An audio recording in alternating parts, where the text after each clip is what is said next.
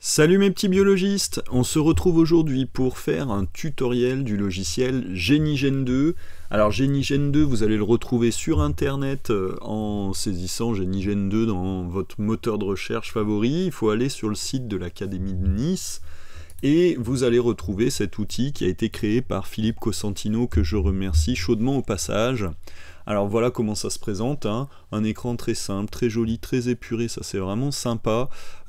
Et on a deux fonctions initiales, hein, ouvrir la banque ou charger des séquences, on retrouvera ça dans le menu fichier. On va nous ouvrir la banque de séquences, mais vous savez que vous pouvez aussi utiliser des fichiers en local sur votre ordinateur, les fichiers EDI qu'on utilisait souvent sur Anagen, les fichiers FASTA également, et les fichiers PDB, alors c'est plutôt ceux qu'on utilise habituellement sur libmol et rastop, mais en fait GeniGen 2 peut nous faire la liste des acides aminés plutôt que de nous afficher la molécule en 3D.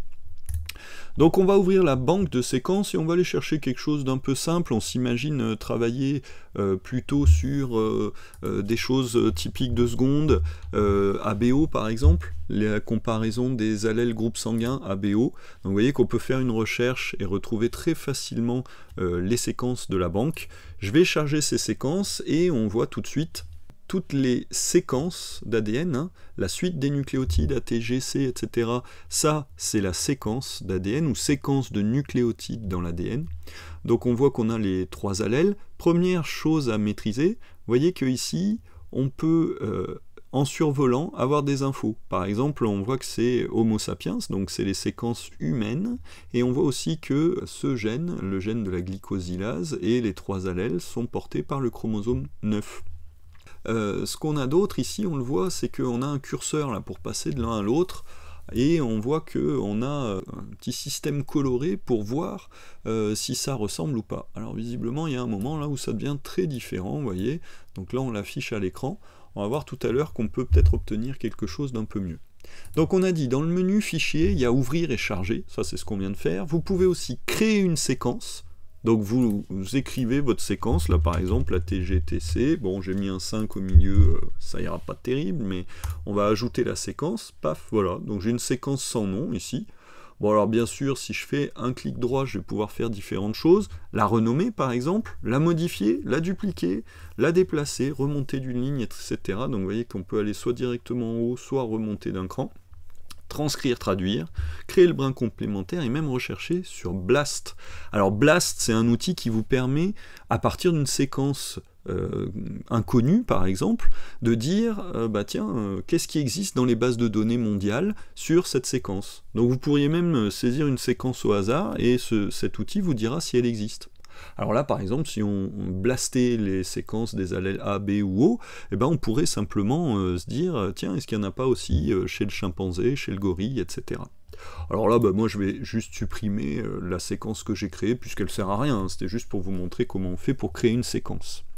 Alors vous pouvez aussi exporter au format EDI ou FASTA, par exemple si vous voulez travailler ensuite en local, vous n'aurez pas internet, ou alors surtout si vous voulez simplement faire une association de séquences particulières, vous créez un truc, vous avez une liste de vos séquences qui vont bien, que vous êtes allé chercher sur internet, bah vous pouvez garder ce fichier-là. Alors ensuite, dans édition, on a toutes les fonctions classiques pour manipuler ces séquences, donc on peut sélectionner, désélectionner, inverser, copier les séquences, supprimer, etc. Ce qui est très pratique, c'est que vous le voyez, ici on va avoir des raccourcis clavier, et dans GeniGen 2, le raccourci clavier, c'est la vie, hein. Par exemple, là je vais faire CTRL 0, alors cherchez pas à le faire en haut du clavier, là, sur la ligne, plus sur le pad numérique à droite, hein. Donc CTRL 0, vous voyez que j'ai tout désélectionné, là je viens de faire CTRL A, et j'ai tout sélectionné. Alors si je fais CTRL I par exemple, vous voyez que je passe de l'un à l'autre, j'inverse la sélection. Voilà, et puis à nouveau CTRL A, je vais tout resélectionner. Très très pratique. Alors ensuite, on a aussi affichage. Avant action, je vais faire vraiment toutes les fonctions de base. Donc par exemple, le brin complémentaire. Ça, c'est hyper pratique pour les secondes. Pourquoi? Parce que les secondes, ils se posent la question, mais pourquoi il n'y a qu'un seul brin d'ADN? C'est quoi ce travail? Eh bien, mais parce que, en fait, nous, on a besoin que du brin qui contient l'information génétique. C'est celui-là. Il commence par ATG, là, en première spé, on saura pourquoi. Et en fait, on n'utilise pas l'autre.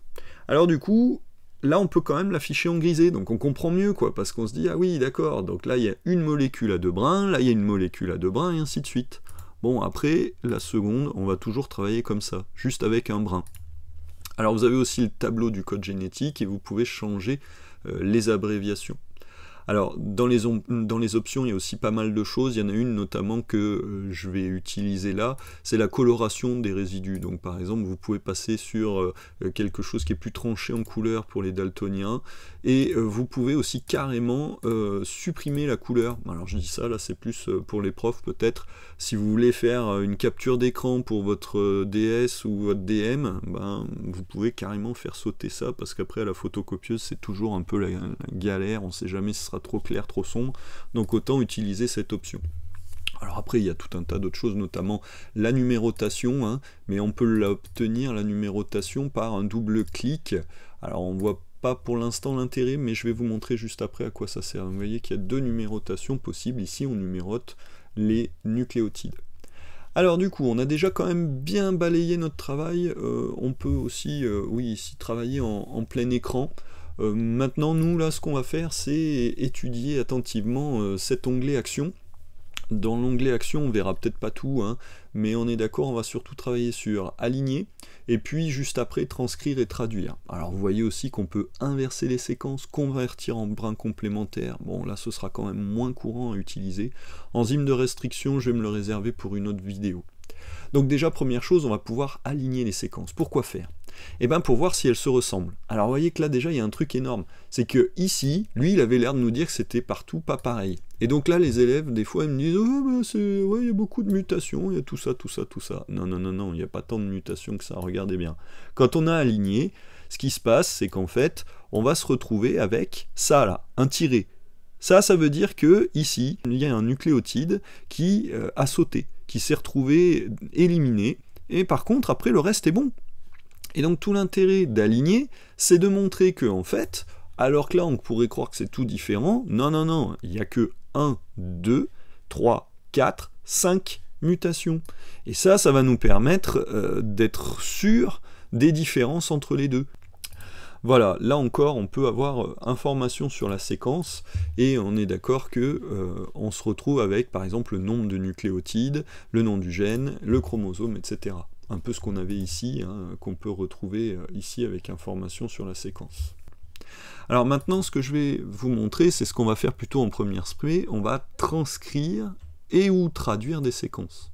Alors pour transcrire, on est d'accord, hein, la transcription est le phénomène qui a lieu dans le noyau des cellules eucaryotes ou dans le cytoplasme des prokaryotes et produit de l'ARN à partir de la séquence d'ADN au moyen d'une enzyme qu'on appelle ARN polymérase. Paf, ça c'est fait, il a placé sa petite def, il est content.